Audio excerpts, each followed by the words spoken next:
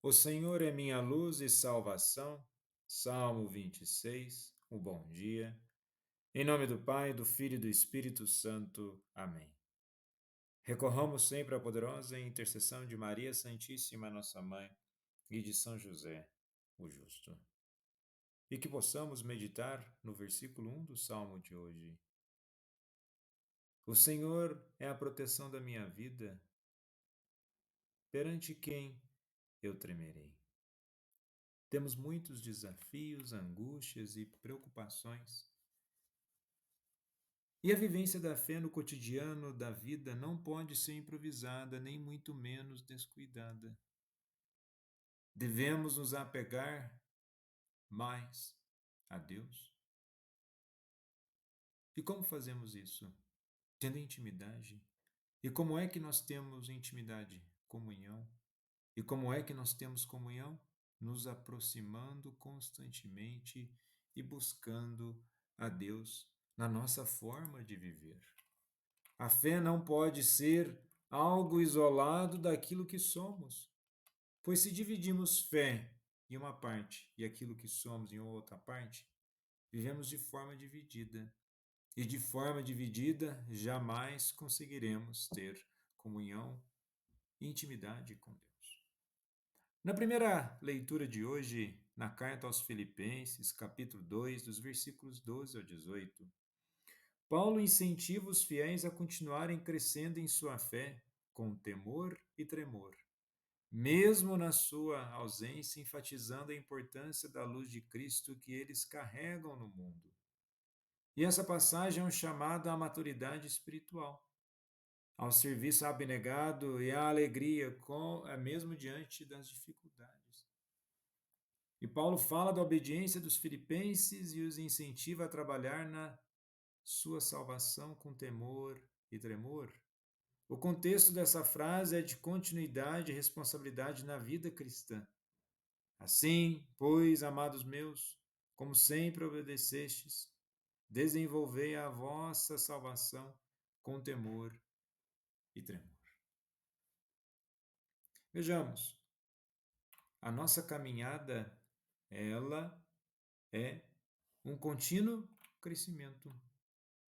E o conceito de trabalhar na salvação significa que a vida cristã envolve um processo contínuo de crescimento e comprometimento. Diferente de uma simples garantia ou conquista única, a salvação é vista como uma jornada em que Deus está constantemente operando naqueles que acreditam para transformá-lo à sua imagem. Isso enfatiza a colaboração entre a graça divina e o esforço humano. O esforço humano sem a graça divina é vazio. E a graça divina sem o esforço humano, ela continua sendo total em si. Mas o que ela modifica? Devemos então buscar sempre esse amadurecimento espiritual e também lembrarmos que somos chamados a resplandecer a luz de Cristo. Somos luzeiros no mundo, vivendo com a consciência de que a nossa existência é testemunho da presença de Deus na humanidade. É uma grande responsabilidade. Não deve pesar sobre nós no sentido de nos sentirmos indignos ou impróprios para tal missão. Certamente nós não temos méritos algum no sentido da graça, mas Deus, querendo que a sua graça opere em nossas vidas, certamente tem planos grandiosos e maravilhosos para a nossa caminhada. E no evangelho de hoje, em Lucas capítulo 14, dos versículos 25 ao 33, faz parte de discurso de Jesus sobre o custo do discipulado. E aqui ele estabelece o que significa ser seu seguidor. Uma entrega total e incondicional, acima de qualquer apego, relacionamento ou posse. Jesus utiliza exemplos concretos de renúncia e sacrifício para enfatizar o compromisso que o discipulado requer, desafiando as multidões a considerar cuidadosamente o custo de segui-lo. E é interessante e chamativo que nos versículos 25 ao 26, Jesus diz: Se alguém vem a mim e não odeia pai, mãe, mulher, filhos, irmãs e irmãs e até a própria vida, não pode ser meu discípulo. E vejamos que nas traduções em português, a palavra aparece que se alguém vem a mim e se não me ama mais que seu pai,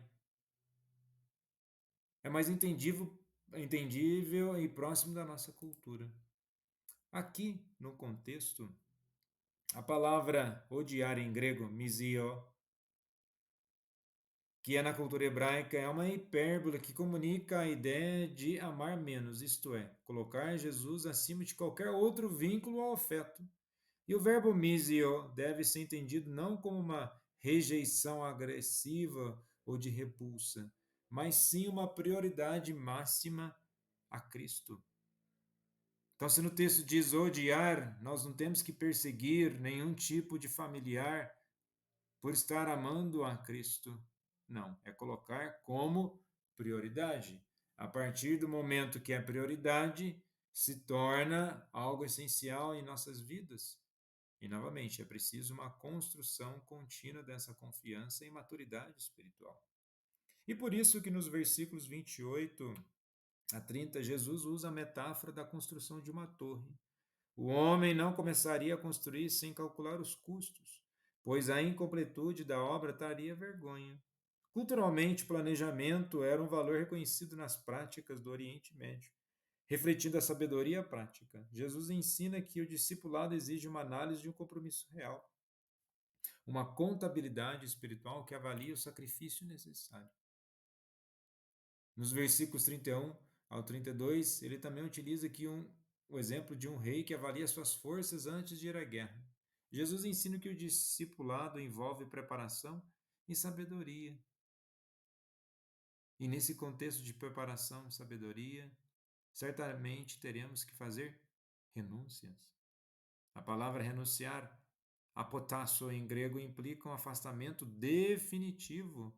A ideia não é de desprezo das posses em si, mas de uma liberdade interior que permite ao discípulo abandonar o que é necessário para seguir a Cristo.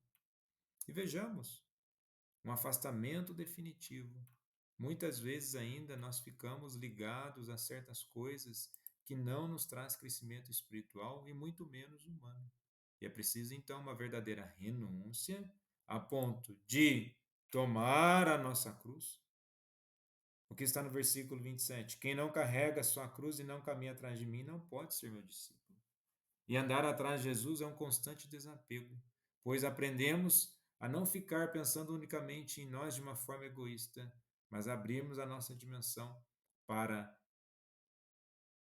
a proposta do reino de Deus e uma liberdade transformadora que nos coloca sempre numa dinâmica de conversão e bem-estar, não somente para nós, mas para a realidade que nos cerca.